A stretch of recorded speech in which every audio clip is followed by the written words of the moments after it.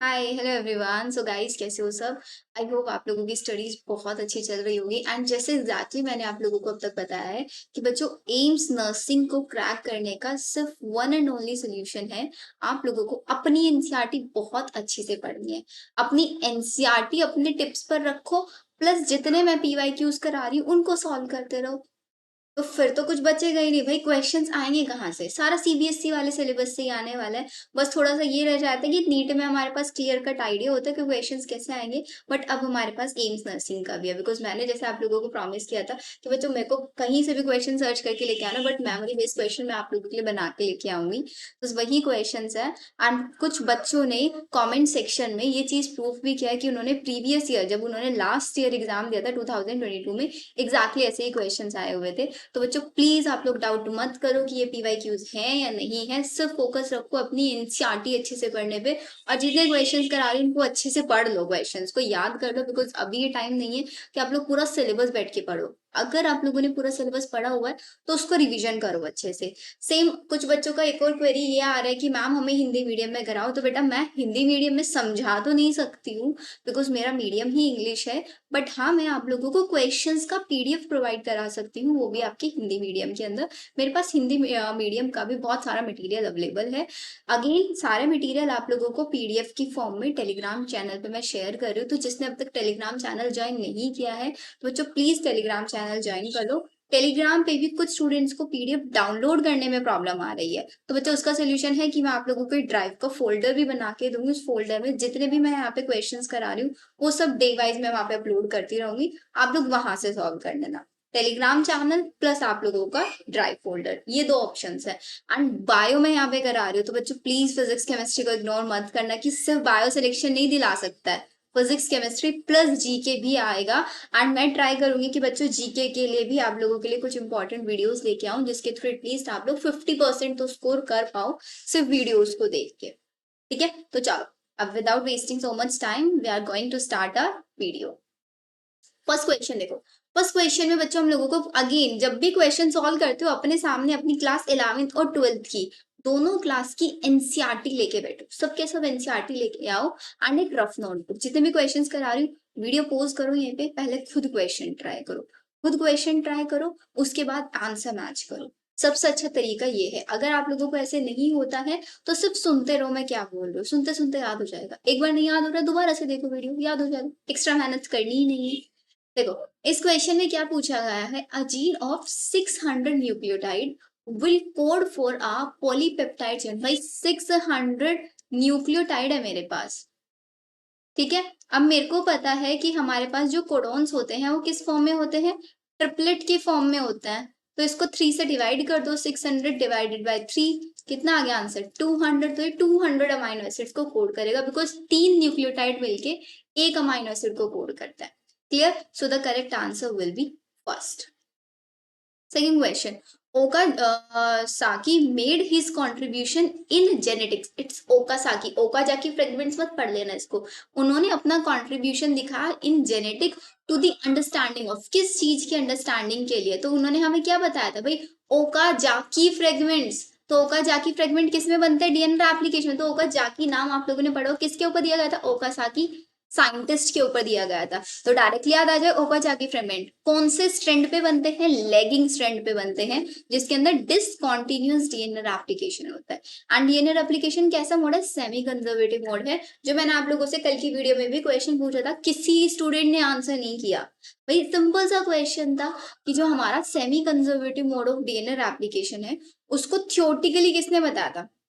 Watson and Crick scientist ने उसको theoretically explain किया था। फिर उसको एक्सपेरिमेंटली किसने प्रूव किया था? मेसेल्सन एंड स्टोल ने ई कोलाई के अंदर उसको एक्सपेरिमेंटली प्रूव किया था। और अगर मैं यूकैरियोट्स के अंदर बात करूं, बिकॉज ई कोलाई क्या है? प्रोकैरियोट है।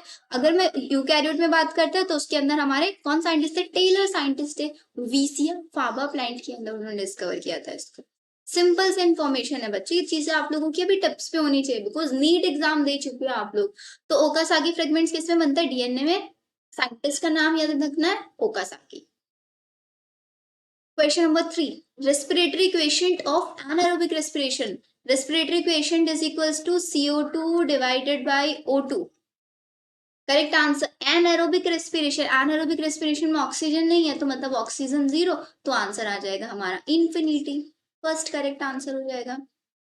Next question, the undifferentiated sheath which enclose root cap in a monocot seed. कल की क्लास में हमने सीखा था कि भाई मोनोकोट का जो कोटिलीडन होता है उसको हम बोलते हैं स्क्यूटिलम, बिकॉज वो क्या करता है, एम्ब्रियो को नरिशमेंट देने का भी काम करता है और अपने पास फूड स्टोर करके रखता है। तो मोनोकोट्स के जो हमारे रूट कैप होता है उसके ऊपर एक अनडिफरेंशिएटेड शीट प्रेजेंट होती है जिसको हम बोलते हैं कोलियोराइजा। अब एक अगेन आप लोगों के लिए क्वेश्चन, भाई जो इसकी शूट होता है, शूट के ऊपर भी एक अनडिफरेंशिएटेड शीट प्रेजेंट होता है। रूट के ऊपर तो होता है कोलियोराइजा, शूट के ऊपर क्या होता है, इसका आंसर आप लोग मेरे को कमेंट सेक्शन में बताओगे। सो the correct answer is coleorhiza. Question number 5. Choose the most correct reason for the development of PEN. What is PEN बच्चों? PEN is the primary endosperm nucleus.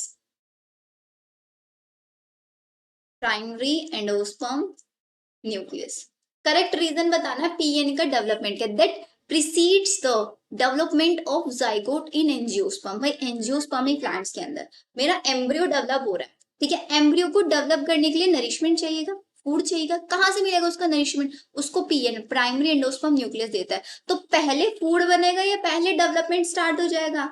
Obviously बात है भाई, पहले फूड बनेगा तभी तो डेवलप हम करा पाएंगे। स्टार्टिंग पहले से ही डेवलप कराना कैसे शुरू कर दे, फूड ही नहीं है, बिकॉज ये फूड डेवलपमेंट ही कराता है। अब इसका करेक्ट रीजन देखना,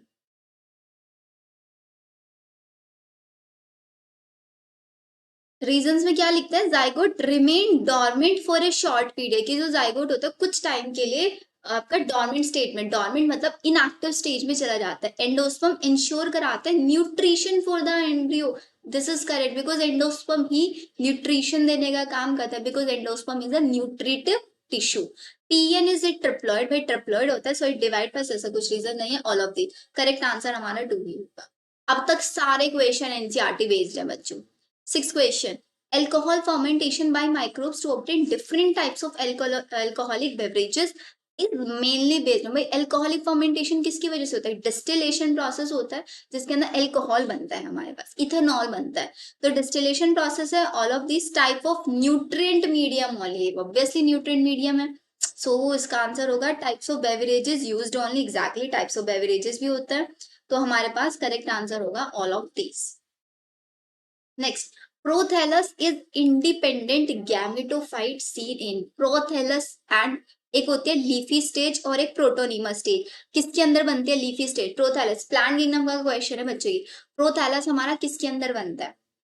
ब्रायोफाइट्स को हमने दो पार्ट्स में डिवाइड किया था, मोजेस एंड लीवरवर्ट्स। लीवरवर्ट्स के अंदर गैमा कब पाया जाता है? मोजेस के अंदर leafy stage and protonema stage. Bryophyte के बाद आता है टेरिडोफाइट, पहले प्रोटोनीमा स्टेज और टेरिडोफाइट के अंदर प्रोथैलस स्टेज बनते हैं जिसके ऊपर लीफी स्टेज भी प्रेजेंट होती है। So this is the correct answer, prothallus. और एक हमने पढ़ा था प्रोस्टेट और इरेक्ट भी हम लोगों ने पढ़ा था। अगर आप लोगों को नहीं समझ में आया ना तो प्लीज एक बार वीडियो देख लेना, सबके सब स्टूडेंट्स, आप लोगों को क्लियर हो जाएंगी चीजें। तो प्रोथैलस एक इंडिपेंडेंट गैमेटोफाइट स्टेज है, इंडिपेंडेंट मतलब किसी के ऊपर डिपेंड नहीं करती नरिशमेंट के लिए। गैमेटोफाइट मतलब हेप्लॉइड स्टेज है। किसके अंदर पाई जाती है? ये हमारे टेरिडोफाइट्स के अंदर पाई जाती है। ABA acts as antagonistic to which hormone with regards to seed and bud dormancy? ABA abscisic acid antagonist की तरह वर्क करता है कौन से हार्मोन को? विद रिगार्ड टू सीड और बड डॉर्मेंसी के लिए। ABA cytokine. कौन से चैप्टर का क्वेश्चन है? Plant growth and development. नहीं रिवाइज किया अभी नोटबुक्स खोलो एंड अपने सारे हार्मोन्स रिवाइज कर लो। सबसे पहले बोलता है हम लोगों को cytokinin, second one IAA indole acetic acid मतलब auxin, ethylene gaseous hormone. So the correct one answer is are gibberellin. Gibberellin आपका GA is antagonistic to ABA। Short भी मैंने आप लोगों को बताया था, GA एंड ABA दोनों एक दूसरे के एंटागोनिस्टिक वर्क करते हैं, मतलब एंटागोनिस्टिक का मतलब होता है अपोजिटली वर्क करते हैं। क्लियर? यहां तक सबको समझ में आ रहा है? जल्दी से बताओ एक बार। क्लियर है यहां तक? नेक्स्ट क्वेश्चन पे चले, चलो question number 9।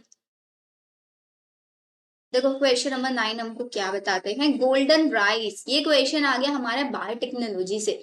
Golden rice is genetically modified to produce beta carotene to solve the problem. भाई बीटा कैरोटीन किसका डेरिवेटिव है, किस क्या प्रोड्यूस करता है, विटामिन ए। तो अगर विटामिन ए की डेफिशिएंसी हो जाती है तो कौन सी डिसीज हो जाती है हमें, नाइट ब्लाइंडनेस।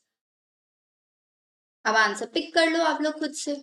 गोल्डन राइस हम लोगों ने बताया था beta carotene gene daffodil plant से उसको आइसोलेट किया था। Exactly, fourth blindness and premature death. Question number 10, which cell of the female gametophyte act as the endosperm mother cell। कौन सी सेल होती है फीमेल गैमेटोफाइट की जो एंडोस्पर्म मदर सेल की तरह वर्क करती है, कौन सी होती है? ऑब्वियसली हमारी सेंट्रल सेल, बिकॉज उसी के अंदर क्या होता है, उसी के अंदर हमारे पोलर न्यूक्लियाई होते हैं जो PEN की तरह वर्क करते हैं। देखो बच्चा, डिफरेंस समझना, एक होता है प्राइमरी एंडोस्पर्म सेल और एक होता है primary endosperm nucleus. Primary endosperm cell आपका बनता है सेंट्रल सेल से और प्राइमरी एंडोस्पर्म न्यूक्लियस हमारे बनते हैं पोलर न्यूक्लियाई से। समझ में आ रहा है? तो ये क्या पूछ रहे हैं, primary endosperm cell, endosperm mother cell पूछे तो सेल किससे बनेगा, सेंट्रल सेल से बनेगा। बहुत सारे बच्चे अगर यहाँ पे आंसर दिया होता ना polar nuclear, directly polar nuclei आप लोग पिक करने वाले थे। Question number 11, which one of the following is not a functional unit of ecosystem. इसमें से कौन सा आपका इकोसिस्टम का एक फंक्शनल यूनिट नहीं है? फर्स्ट ऑप्शन एनर्जी फ्लो, स्टेडिफिकेशन मतलब लेयरिंग होना, पहले सबसे छोटे प्लांट उससे बड़े। एनर्जी फ्लो मतलब एक ट्रॉपिक लेवल से दूसरे ट्रॉपिक लेवल में एनर्जी का ट्रांसफर होना, तो 10% लो। न्यूट्रिएंट की साइक्लिंग भी होती है एंड डीकम्पोजिशन भी होता है। तो इन्होंने हमसे क्या पूछा था क्वेश्चन में, let's read the question first.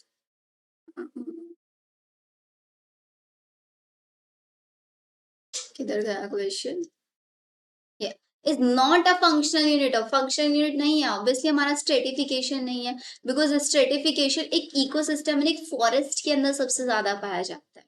Layering of plants होना पड़ा होगा आप लोगों ने स्ट्रेटिफिकेशन। तो this is not the functional unit of ecosystem. बाकी energy flow, nutrient cycling and decomposition सारे यूनिट्स हैं। Question number 12, which one of the following nitrogenous base is present in DNA but not in RNA? so simple, thymine आपका DNA के अंदर होता है but RNA के अंदर नहीं होता, थाइमीन। और अगर क्वेश्चन को डाइवर्ट कर देते कि which is present in RNA but not in DNA, तो आंसर हमारा यूरासिल हो जाता। Question number 13, which among the following is a hybrid variety of rice developed in India. India के अंदर एक हाइब्रिड वेराइटी डेवलप की गई थी, वो कौन सी थी? आपकी जया थी, जया। एक थी कल्याण सोना, याद होंगी आप लोगों ने। अब आप बोलोगे मैम ये हमने कौन से चैप्टर में पढ़ा है, बेटा ये सारे के सारे हमने पढ़ा है आपका स्ट्रेटजीज वाले चैप्टर में। Strategies for enhancement in food production, one shot video मैंने इसके ऊपर बनाई हुई है, नहीं समझ में आ रहा है वहां से देखना, बहुत शॉर्ट वीडियो है, सब समझ में आ जाएगा। Question number 14, which among the following is the pioneer species during hydride succession, मतलब ऐसा सक्सेशन जो वाटर बॉडी के अंदर पाया जाता है। पाइनियर मतलब जो सबसे पहले आती है। अब जीराज की बात करते हैं तो वहां पे लाइकनिया मोजेस होता है, और हाइड्राज वाटर बॉडीज के अंदर सबसे पहले छोटे छोटे प्लांक्टन्स आते हैं, छोटे छोटे ट्रीज आते हैं हमारे पास, प्लांट्स आते हैं। The correct answer is small phytoplanktons. Done. 14, question number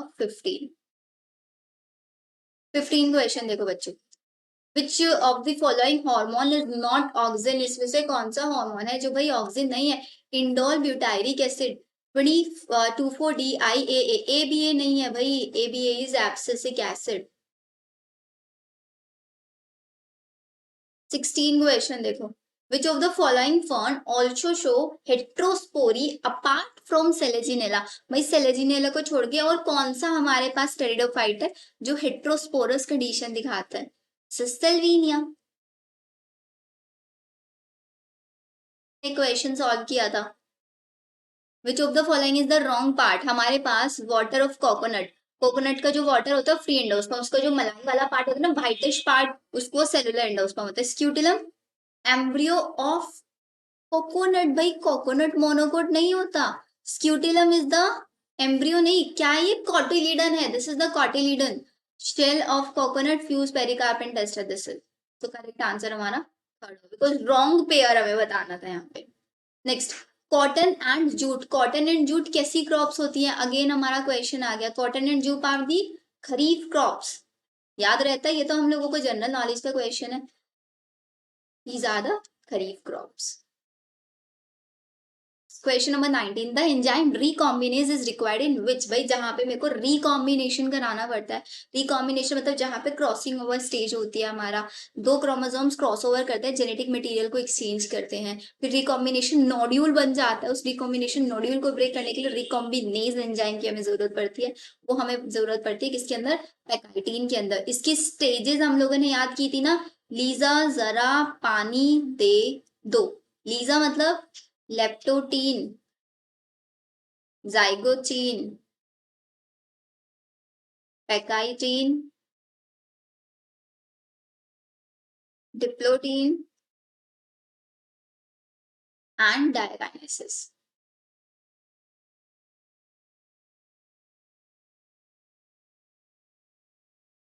20 question. The trace element are those elements that are required in small quantity. Trace element वो element होते हैं जो हमको small amount हो, तो इनकी quantity कितनी होती है भाई? less than 10 मिलीमोल पर ग्राम अगर हमें चाहिए, वो हमारे पास माइक्रो होंगे, और जो उससे ज्यादा में चाहिए वो मैक्रो होंगे। So the correct answer is less than 10 millimole. अच्छा, इसकी ट्रिक याद है बच्चों आप लोगों को? माइक्रो और मैक्रो की बहुत इंपॉर्टेंट है, बताओ कौन बताएगा मेरे को इसकी ट्रिक? लिखिए चलो ट्रिक। अच्छा चलो एक बार रिकैप करा देती हूँ मैं आप लोगों को। तो बच्चों हम लोगों को पता है हमारे पास दो टाइप के न्यूट्रिएंट्स होते हैं। एक होते हैं हमारे पास macro nutrients and micro nutrients. Macro जो हमें ज्यादा अमाउंट में चाहिए होते हैं, मतलब more than 10 millimole per KG.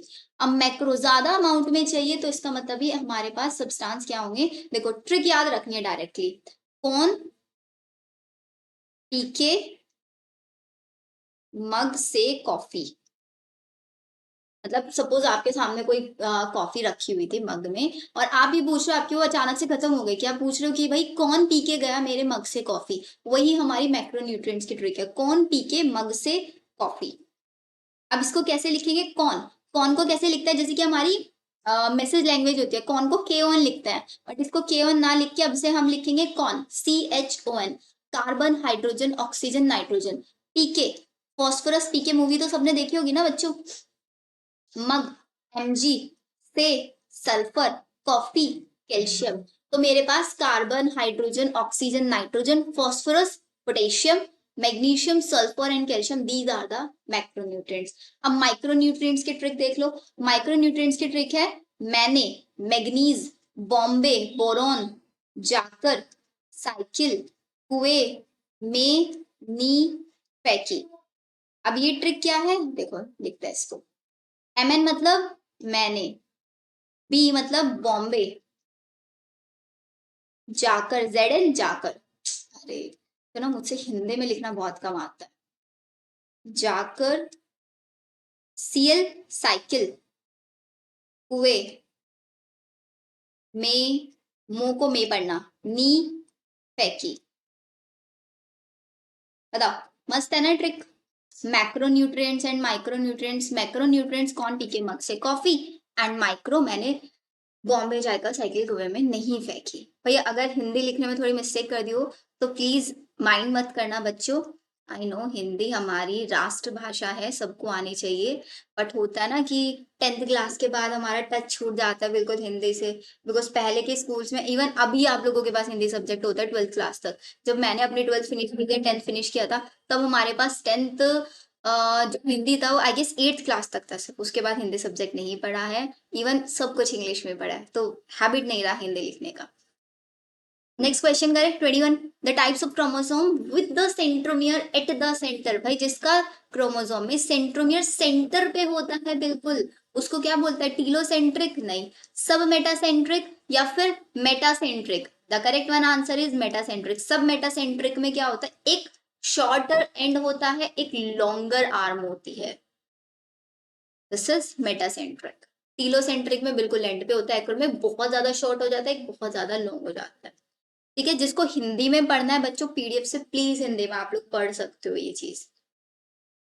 22, pickling is a process of preserving foods. Pickling एक ऐसा प्रोसेस है ऑफ प्रिजर्विंग फूड्स को प्रिजर्व करते हैं। किसमें पिकलिंग? पिकल्स, अचार। किसमें लगता है? विनेगर, सिरका। ठीक है, तो correct answer is vinegar only. A form of question number 23. Asexual reproduction which mimics sexual reproduction. Again direct question है भाई, मेरे नोट से डायरेक्ट। सेक्सुअल रिप्रोडक्शन जो एसेक्सुअल रिप्रोडक्शन जो सेक्सुअल रिप्रोडक्शन की मिमिक्री करता है, वो कौन सा है? एपोमिक्सिस। कल भी पढ़ा था हमने, रिकरेंट एपोमिक्सिस, याद होगा आप लोगों को, रिकरेंट एपोमिक्सिस। तो एपोमिक्सिस द प्रोसेस जहां पे एसेक्सुअल रिप्रोडक्शन सेक्सुअल रिप्रोडक्शन की मिमिक्री करता है। 24, the process of blanching. Blanching मतलब वाटर को बॉईल करना। मतलब हम लोग वेजिटेबल्स होते हैं, मार्केट से लेके आते हैं, उनको फ्रिज में रखने से पहले या कहीं भी स्टोर करने से पहले उनको वॉश करते हैं अच्छे से। क्यों हम उसको वॉश करते हैं? उस प्रोसेस को क्या बोलते हैं? बिकॉज हमारी जो वेजिटेबल्स होती है उनके ऊपर बहुत सारे जर्म्स हो सकते हैं, हम उनको डायरेक्टली ऐसे प्रिजर्व कर देंगे, वो जर्म्स वहीं पे ग्रो कर जाएंगे और हमारी वेजिटेबल्स को खराब कर देंगे।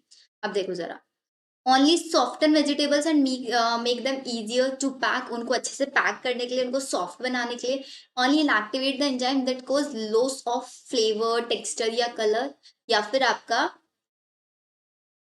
Only destroy microorganism on the surface of vegetables and help to retard loss of vitamin. Obviously सारे पॉइंट्स हमारे सही हैं, so the correct one answer is all of these. Question number 25, gram staining. भाई देखो again ग्राम से question आ गया है, तो इसका मतलब कुछ कुछ टॉपिक्स हम लोग 3 पेपर्स अब तक सॉल्व कर चुके हैं बच्चों। थोड़े थोड़े आइडिया अब भी आप लोगों को लग रहे होंगे कि एग्जैक्टली कहाँ से क्वेश्चंस आ रहे हैं, कौन सा टॉपिक है जिससे हर साल क्वेश्चन पूछे जा रहे हैं। जैसे कि एपोमिक्सिस वाला प्रोसेस है हमारा, ग्राम स्टेनिंग वाला प्रोसेस है, इससे क्वेश्चन पूछे जा रहा है। प्रोकैरियोट्स हमारे बायोटिक से भी क्वेश्चन आ रहा है, क्या एसेक्सुअल सेक्सुअल रिप्रोडक्शन से भी कुछ कुछ क्वेश्चन आ रहा है, तो इनको याद रखना है। ठीक है, क्वेश्चन 25 पढ़ो। Gram staining identify bacteria into Gram positive on the basis of, कल ही बताया था उनकी सेल वॉल के ऊपर लिपोपॉलीसेकेराइड प्रेजेंट है या नहीं है। क्लियर? एक बार पढ़ लो क्वेश्चन को। बच्चे कल बोल रहे थे मैम आप बहुत जल्दी जल्दी क्वेश्चन हटा देते हो। भाई जल्दी जल्दी क्वेश्चंस कराने का सिर्फ एक वे है, ताकि कम टाइम में ज्यादा हम लोग सीख पाए। बहुत धीरे धीरे भी बता सकती हूँ, बहुत डिटेल में बता सकती हूँ, बट उसका फायदा क्या है? जितना ज्यादा डिटेल करोगे, बिकॉज मुझे पता है भाई बहुत सारे बच्चे ऐसे हैं जो वीडियो देख रहे होंगे जिनका अभी तक सिलेबस भी फिनिश नहीं होगा। वो डायरेक्टली सोच रहे होंगे पीवाई क्यूज कर लेते हैं, पीवाई क्यूज करके एटलीस्ट कट ऑफ तो हम लोग क्रॉस कर लेंगे। एंड आप लोग बहुत सही सोच रहे हो बच्चों, बिकॉज जरूरी नहीं होता हमेशा 100% करना। अगर आप लोग कर रहे हो 100%, at the end of the moment नहीं किया जाता 100% कभी भी। 100% वो स्टूडेंट करते हैं जो स्टार्टिंग से, जिन स्टूडेंट्स ने अपना जनवरी फरवरी मतलब पूरा एक साल से प्रिपेयर कर रहे हैं, 6 मंथ से एटलीस्ट 4 मंथ से कर रहे होंगे। भाई 6 मंथ तो चाहिए ही चाहिए, बिकॉज एम्स नर्सिंग इतना छोटा एग्जाम नहीं होता है। देखने में लगता है क्वेश्चन ईजी हैं, बट जब वहां क्वेश्चन करने बैठोगे ना, तब आप लोगों को रियलिटी समझ में आएगी। चलो 25 क्वेश्चन हो गया। 26, the minimum length of cistron in base pair which synthesis a polypeptide chain of 100 amino acid। भाई 100 अमाइनो एसिड बनाने, 100 इंटू 3 कर दो, 300 की हमें पॉलीन्यूक्लियोटाइड चेन बनानी पड़ेगी, because 3 nucleotide is equals to 1 amino acids. Question number 3, next. कोई question छोड़ दिया या 27। 27 क्वेश्चन में देखो, if a cell in the stem of the plant has 24 chromosome. If a cell in the stem of a plant has 24, then the number of chromosome भाई 24 ही होंगे उसके, gametes में भी 24 and gametes also, क्योंकि stem cells है। एक second 48 28 4 stem cell मतलब somatic cell. और हमें क्या पूछा, then the number of chromosome would be, stem cells के अंदर हैं तो हमारे पास 24 इन गैमीट्स, गैमीट्स के अंदर भी 24 नहीं हो सकते, 12 in root cells, 12 in gametes and 48 in embryo, embryo के अंदर 48 भी नहीं होंगे। या करेक्ट आंसर 12 इन गैमीट्स होगा, बिकॉज गैमीट्स के अंदर हाफ नंबर ऑफ सेल्स होता है as compare to the somatic cell. Correct answer is या 12 in gametes। क्वेश्चन नंबर 28 देखो, which among the following statement is incorrect regarding the fluid mosaic model, जो कि singer and Nicolson ने दिया था। Fluid mosaic model में बोला था भाई एक लिपिड का बड़ा सा सी है उसके अंदर हमारे प्रोटीन्स आइसबर्ग्स तैर रहे हैं। ठीक है, ऐसे उन्होंने बोला था। और वो जो लिपिड था वो क्वासी फ्लूइड नेचर का था हमारा। अगर मेरे को उसकी फ्लूइडिटी बढ़ानी थी तो लिपिड को और ज्यादा अनसैचुरेटेड हम लोग कर देते थे। यही था। लिपिड एक ऐसा मॉलिक्यूल था जिसके पास फोस्फोलिपिड मतलब एक हाइड्रोफोबिक हेड था और एक हाइड्रोफिलिक टेल था। बाई लेयर स्ट्रक्चर थी, फ्लोट कर रहा था in the sea of layer. तो हमें इसमें से क्या बताना है? इनकरेक्ट। तो ये भी मेरा सही है। एक सेकेंड एक सेकेंड। हाइड्रोफोबिक हेड, हेड और टेल ऐसे हम बनाते हैं ना। बाहर की साइड वाटर होता है तो हमारा वाटर वाला हेड वाला पार्ट तो हाइड्रोफिलिक होगा। फिर अंदर की साइड हमारे पास हाइड्रोफिलिक, एग्जैक्टली। हेड वाला पार्ट जो होगा बच्चों वो हाइड्रोफिलिक होगा, टेल हमारा हाइड्रोफोबिक होगा। क्योंकि हेड वाला पार्ट बाहर की साइड रहता है ना। हेड वाला पार्ट बाहर की साइड रहता है तो बाहर की साइड वाटर ही होता है, तो इट मीन्स वो वाटर लविंग वाला है। अगर नहीं समझ में आता तो जैसे मैंने स्ट्रक्चर देख के बनाया, आप लोग भी ऐसे स्ट्रक्चर बना के इसको सॉल्व कर सकते हो। 29, Rubisco is the most abundant enzyme in the world. भाई क्योंकि ये ऑक्सीजनेस कार्बोक्सीनेस दोनों की तरह वर्क कर सकता है। कार्बन डाइऑक्साइड होगी, कार्बन डाइऑक्साइड की अमाउंट ज्यादा होगा तो कार्बोक्सिलेज की तरह वर्क करेगा। ऑक्सीजन का अमाउंट ज्यादा होगा, ऑक्सीजनेज की तरह वर्क करेगा। So it is required by the green plant for photosynthesis. It can absorb maximum CO2. It can bind with CO2 only. Exactly. Third answer is the correct. Next 30. The cytoplasmic connection between adjacent cells. भाई दो adjacent cells हैं उनके बीच में जो cytoplasmic connection होता है उसको क्या बोलता है? प्लाज्मोडेस्माटा बोलता है ना। देख से जरा answer. Exactly. The correct one answer is plasmodesmata। Fourth one is the correct answer. तो बच्चों यहाँ पे देखो, जैसे कि हम लास्ट वीडियोस में मैंने आप लोगों को कराया बॉटनी वाला सेक्शन, मैंने आप लोगों को करा दिया है। एंड इस वीडियो से मैं आप लोगों को स्टार्ट करूंगी जूलॉजी वाला सेक्शन भी कराना। ओके। तो भाई बच्चे बहुत कमेंट कर रहे हैं कि मैम हमें पीडीएफ नहीं मिल रहा है। तो बच्चों आप लोगों की ये प्रॉब्लम मैं सॉल्व कर दूंगी सीरियसली। आज ही मैं आप लोगों को एक फोल्डर प्रोवाइड कराऊंगी, इस फोल्डर से आप डायरेक्टली डाउनलोड कर लोगे। ठीक है। एंड प्लीज ट्राई करो कि जो मैं लिंक दे रही हूँ ना आप लोगों को टेलीग्राम में ओपन होगा। अगर टेलीग्राम इंस्टॉल है तभी टेलीग्राम में ओपन होगा। चैनल को ज्वाइन करो, वहां से पीडीएफ डाउनलोड कर लो। या फिर डायरेक्टली नहीं होता है, फाइल्स वाले सेक्शन में जाना, वहां से डाउनलोड होकर ओपन हो जाता है। वहां से कोई इशू नहीं आता है। ठीक है। जस्ट अभी अभी एक स्टूडेंट है कल्पना, उन्होंने कमेंट किया है कि मैम इसकी पीडीएफ कहाँ मिलेगी। तो आई गेस इस वीडियो के बाद आप लोगों का ये वाला इशू सॉल्व हो जाने वाला है। चलो नेक्स्ट पे चलते हैं। जूलॉजी वाला सेक्शन भी कर लेना हम लोग। स्टार्ट करते हैं। पढ़ो चलो नेक्स्ट क्वेश्चन जल्दी से। Fluid filled cavity antrum, human reproduction से ये क्वेश्चन है। फ्लूइड फिल्ड कैविटी एंट्रम कौन सा? फॉलिक्यूलोजेनेसिस। वो एंट्रम वाला किसके अंदर प्रेजेंट होता है? सिर्फ टर्शियरी फॉलिकल के अंदर प्रेजेंट होता है आपका। Question 2, ascorbic acid. Ascorbic acid क्या होता है? Ascorbic acid is the vitamin C. Question 3, name the vitamin formed from carotene. अभी बताया भाई, बीटा कैरोटीन कौन सा? विटामिन ए हमें मिलता है जो नाइट ब्लाइंडनेस करा देती है, उसकी डेफिशिएंसी। तो हमारा करेक्ट आंसर होगा यहाँ पे विटामिन ए। या question number 4, name the duct formed when the cystic duct joined with hepatic duct। hepatic जो लीवर से डक्ट आ रही है, cystic duct जो गॉल ब्लेडर से आ रही है। cystic duct और hepatic duct एक कॉमन डक्ट बना लेती है। This is known as common bile duct. This is common bile duct. देखो अगर इसका आपको नहीं समझ में आ रहा है, थोड़ा मैं डायग्राम ड्रॉ करके दिखा देती हूँ। ये हमारा लीवर है एंड ये हमारे पास गॉल ब्लेडर है। लीवर के अंदर लेफ्ट लोब राइट लोब, ये ऊपर से हमारे पास हिपैटिक डक्ट आ रही है, इधर से हमारे पास सिस्टिक डक्ट, दोनों ने मिलके कॉमन डक्ट बनाया, कॉमन बाइल डक्ट। ठीक है। फिर इधर से पैनक्रियाज है हमारे पास, दिस इज पैनक्रियाटिक डक्ट। इन दोनों ने मिलके आपका हिपैटो पैनक्रियाटिक डक्ट बना लेते हैं। स्पिंक्टर ऑफ ओडाई जो उसकी ओपनिंग को रेगुलेट करता है।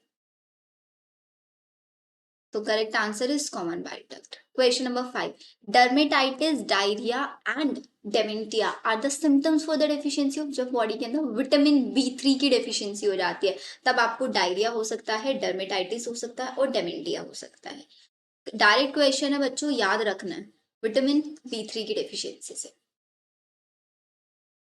The circular muscle found at the junction of stomach और डिओडनम। स्टमक और डिओडनम के अंदर जो सर्कुलर हमारे पास मसल्स पाए जाते हैं उनको क्या बोलते हैं? These are the pyloric sphincter. कहीं भी स्पिंक्टर होगा ओपनिंग को रेगुलेट करेगा। तो सर्कुलर मसल का काम क्या होता है, आपका ओपनिंग को रेगुलेट करना, स्टमक से जो ड्योरनम के अंदर ओपनिंग को रेगुलेट करता है, दिस इज पाइलोरिक स्पिंक्टर।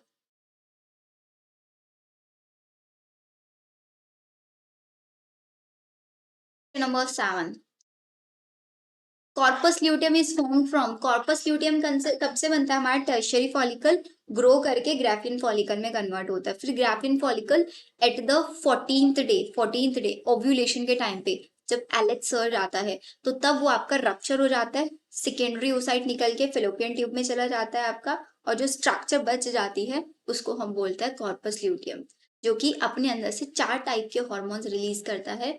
कौन कौन सा, PERI पेरी हार्मोन रिलीज करता है, progesterone, oestrogen, relaxin and inhibin.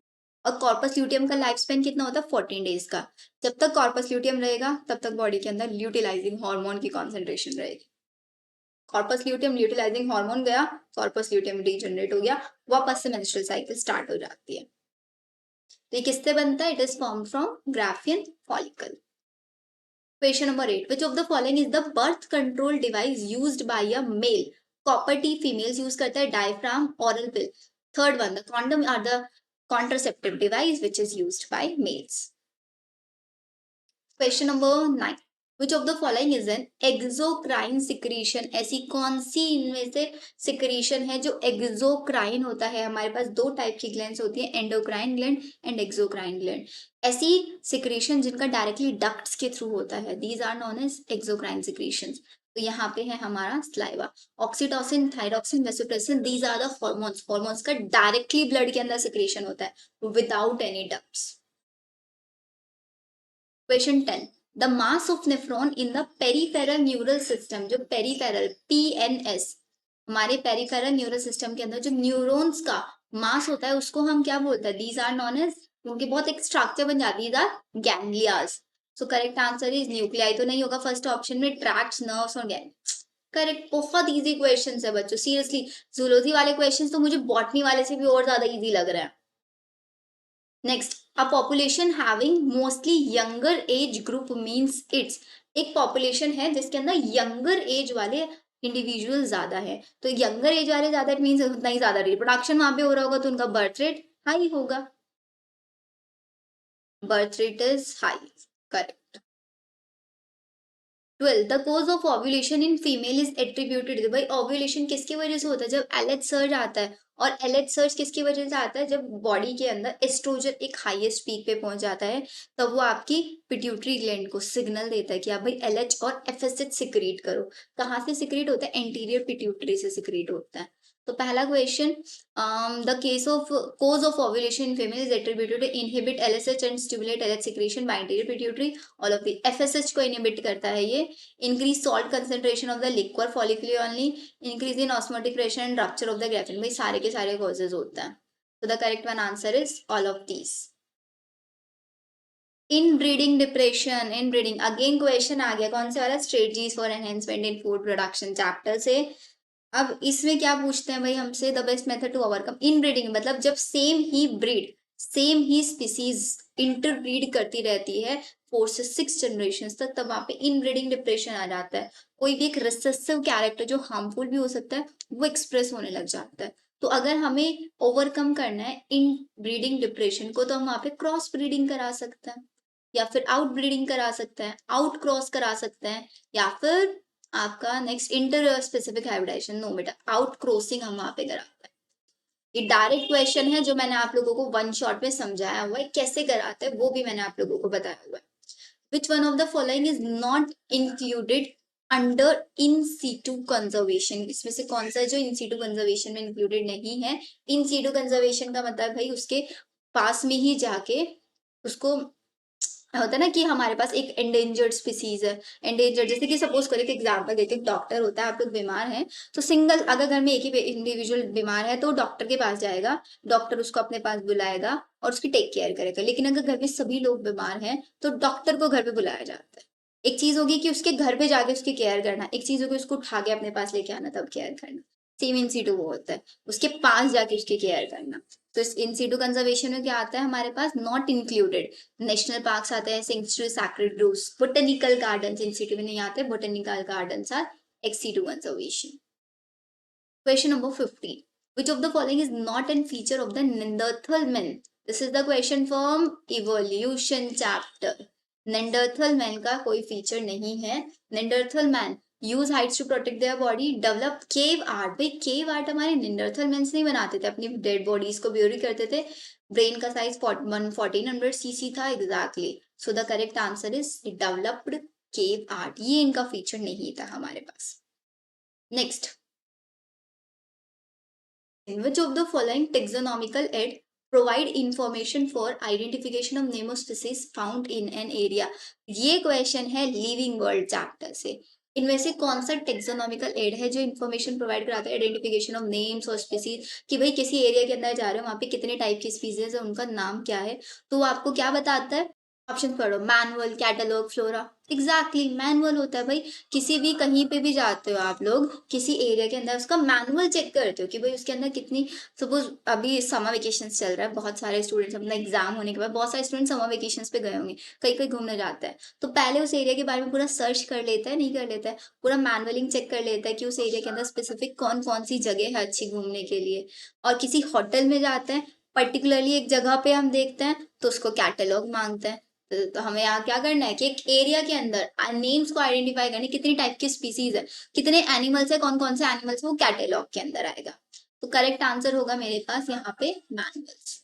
बाकी answer catalogue, flora and monograph, manually correct answer. The correct sequence of hierarchy, भाई हायरार्की का करेक्ट सिक्वेंस बताना है, तो स्ट्रिक है कप कॉफ गस, के पी कप C O F G S, kingdom, phylum, class, order, family, genus, species. तो K P C O F G S, so correct answer मेरा होगा 3। K for kingdom, P for phylum, C for class, O for order, ओ family, genus and species. Trick है कप कॉफ गस। 18. The system which falls in a person with AIDS, कौन सा system होता है एड्स के अंदर, आपका इम्यून सिस्टम अफेक्ट हो जाता है एड्स के अंदर, आपकी जो बॉडी के अंदर मैक्रोफेजेस और टी लिम्फोसाइट्स होता है उनका अमाउंट कम हो जाता है। तो आपका कौन सा सिस्टम, आपका डिफेंस सिस्टम, मतलब आपकी इम्यूनिटी अफेक्ट होती है in the case of AIDS. Question number 19. Which of the following is the vascular connection that exists between digestive tract and liver? आपके digestive tract और liver के बीच में एक vascular connection होता है, मतलब substances को flow कराने के लिए, blood flow कराने के लिए। ये हमने blood circulation वाले चैप्टर में पढ़ा है, तो उसको बोलता है hepatic portal system. This is known as hepatic मतलब liver और ट्रांसफर कराना मतलब portal system. डन। अगर हम किडनी से बात करते हैं तो किडनी में रीनल पोर्टल सिस्टम बोल देते। डाइजेस्टिव ट्रैक्ट और किडनी के बीच में कौन सा connection. Question number 20। Question number 20 देखो कितना मस्त क्वेश्चन है बच्चों, ये प्रिंसिपल ऑफ इनहेरिटेंस चैप्टर मेरा फेवरेट क्वेश्चन है। क्राई डू कैट सिंड्रोम, इसके अंदर क्या होता है भाई, आपकी जो रोने की आवाज है ना वैसे हो जाती है, मतलब छोटे बच्चों की, स्पेशली छोटे बच्चों की रोने की आवाज है जैसे कि कोई कैट रो रही है, क्योंकि उनकी बॉडी के अंदर होता है क्रोमोसोम नंबर 5 की एक शॉर्ट आर्म डिलीट हो जाती है वहां से, जो और वो शॉर्ट आर्म के ऊपर वो जीन प्रेजेंट होता है जो आपकी रोने की आवाज को कंट्रोल करता है। हर एक इंडिविजुअल, भाई सबकी रोने की आवाज अलग अलग होती है, नहीं होती है, कोई चिल्ला के रोता है, कोई शाम से रोता है, तो ऐसी अब कोई अगर किसी की रोने की आवाज आपको कैट के जैसी सुनाई दे रही है तो समझ जाना उसको क्राई डू कैट सिंड्रोम है। क्रोमोसोम नंबर 5 पे उसकी एक शॉर्ट आर्म क्रोमोसोम नंबर 5 की डिलीट हो चुकी है, तो किसकी वजह से होता है, डिलीशन की वजह से प्रोसेस होता है। Question number 21. The instrument that helps in the clinical assessment of pulmonary function, भाई हमको अगर pulmonary function हमें पता करना है कि मेरी लंग की वाइटल कैपेसिटी क्या है, टाइडल वॉल्यूम क्या है, मतलब pulmonary capacities, pulmonary volumes को मेजर करना है, उसको मेजर करने के लिए मेरे पास एक इंस्ट्रूमेंट होता है which is known as spirometer. याद रखना है स्पाइरोमीटर, ठीक है। स्फेग्मो मैनोमीटर तो आप लोगों को पता ही है क्या करता है। 22. Glial cells are the most abundant cells. Glial cells neural control and coordination chapter में हमने पढ़ा है, ग्लियल सेल्स किसके अंदर पाई जाती है, हमारे नर्वस सिस्टम के अंदर पाई जाती हैं। Reptiles have a 3 chamber heart except crocodile, animal kingdom का चैप क्वेश्चन है ये आपका, question from animal kingdom. Hmm 24 वाला देखो, which of the following is not a treatment for cancer? Chemotherapy, physiotherapy, no. Immunotherapy होता है, रेडिएशन थेरेपी, फिजियोथेरेपी नहीं है। बहुत सिंपल क्वेश्चन है।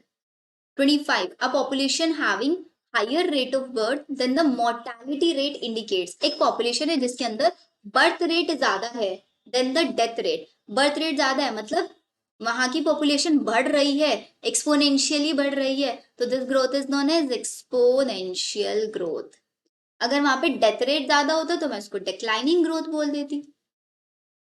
26, after gel electrophoresis the separated DNA fragment can be visible. भाई UV radiations में हम उनको देखेंगे, उसको स्टेनिंग करने के बाद इथीरियम ब्रोमाइड के साथ ऑरेंज ब्राइट कलर के मेरे को वहां पे कलर्स दिखाई देते हैं, स्टेनिंग इन इथीरियम ब्रोमाइड फिर यूवी लाइट। भाई यही करेक्ट आंसर है। आगे भी देख लेता है वो कौन सा है।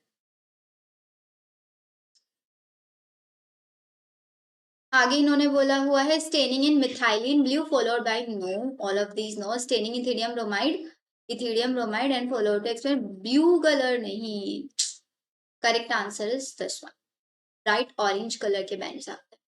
Amniocentesis, amniocentesis the prenatal sex determination process, जिसके अंदर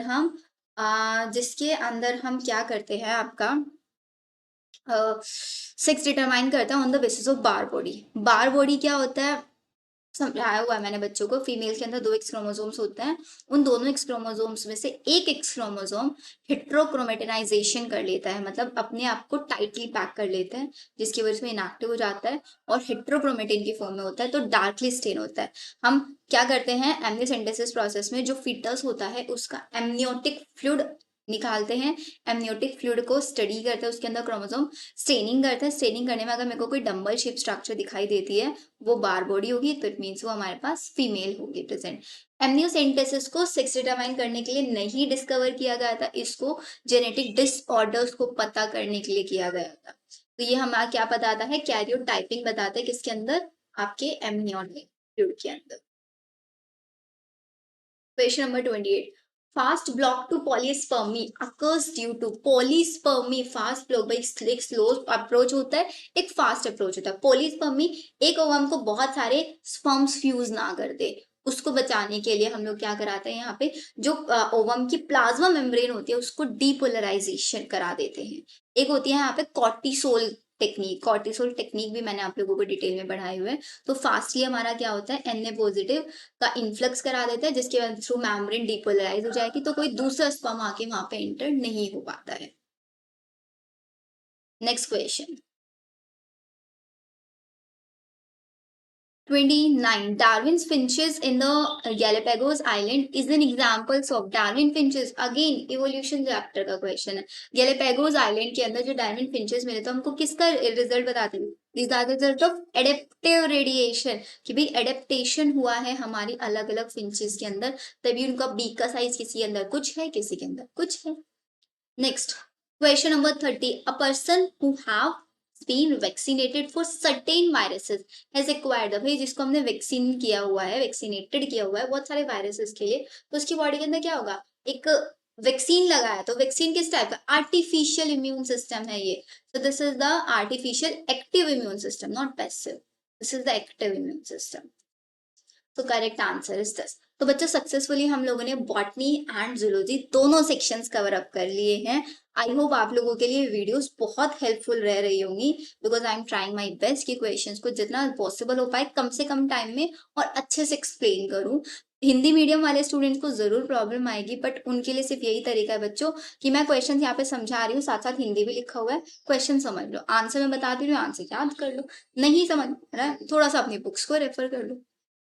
बाकी जो आप लोगों को हेल्प चाहिए, आप मेरे को टेलीग्राम चैनल पे ज्वाइन कर सकते हो, वहां पे आप मुझसे पूछ सकते हो, कोई भी क्वेश्चन नहीं समझ में आ रहा है आप कमेंट सेक्शन में लिख सकते हो। आप लोगों को पीडीएफ प्रॉपरली मैं प्रोवाइड करा दूंगी, बिकॉज बहुत सारे बच्चों को डिफिकल्टी फेस हो रहा है। पीडीएफ टेलीग्राम चैनल पे तो मैं शेयर कर ही दूंगी, उसके साथ साथ मैं ड्राइव फोल्डर भी बनाऊंगी जिसमें सारा हिंदी मटीरियल, हिंदी मीडियम वाला मटीरियल प्लस उसके अंदर मैं आपका कुछ एप्टीट्यूड के क्वेश्चंस भी डे वाइज ऐड करना शुरू करूंगी। अभी आई वांट कि आप लोगों को मैं डेली टारगेट्स प्रोवाइड करूं, बट बच्चों आप लोगों को भी थोड़ा सपोर्ट देना पड़ेगा, बिकॉज एक टीचर के पास सिर्फ मोटिवेशन उसके स्टूडेंट्स होते हैं, उसके अलावा और कोई मोटिवेशन नहीं होता। तो अगर आप लोग मोटिवेट करेंगे, आप लोग इन वीडियोस में इंटरेस्ट दिखाएंगे, तो मैं इसी को कंटिन्यू करती रहूंगी एंड विल ट्राई बेस्ट कि हमारे जितने भी स्टूडेंट्स इन वीडियोस को देख रहे हैं उनका कहीं ना कहीं सिलेक्शन हो ही जाएगा। इसके अलावा एक स्टूडेंट ने अपनी एक डिमांड रखी थी कि मैम दिल्ली के अंदर जितने भी नर्सिंग कॉलेजेस हैं जो नीट के थ्रू एडमिशन लेते हैं, आप उसके ऊपर वीडियो बनाओ। बेटा जस्ट गिव मी 2 से 3 डेज, मैं आप लोगों के लिए वीडियो भी लेके आऊंगी।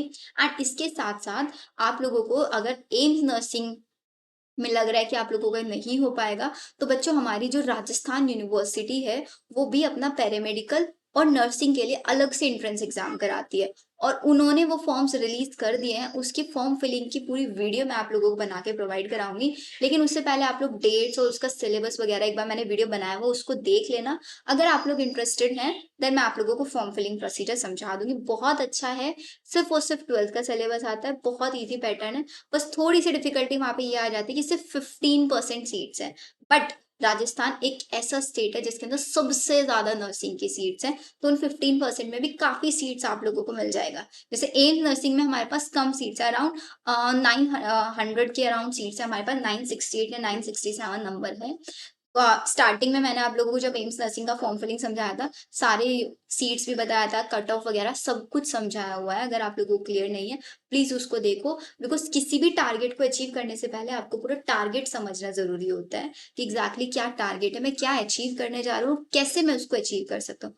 उसके बाद उसके अंदर आप लोगों को हार्ड वर्क करना है। प्लस हमारे पैरामेडिकल वाले स्टूडेंट वो ये मत सोचे कि सिर्फ और सिर्फ एम्स नर्सिंग के लिए, बच्चों आप लोगों के लिए भी यही क्वेश्चन है। तो प्लीज आप लोग भी इन वीडियोस को अच्छे से देखते रहे और अपना रिवीजन प्रॉपरली रखते रहे।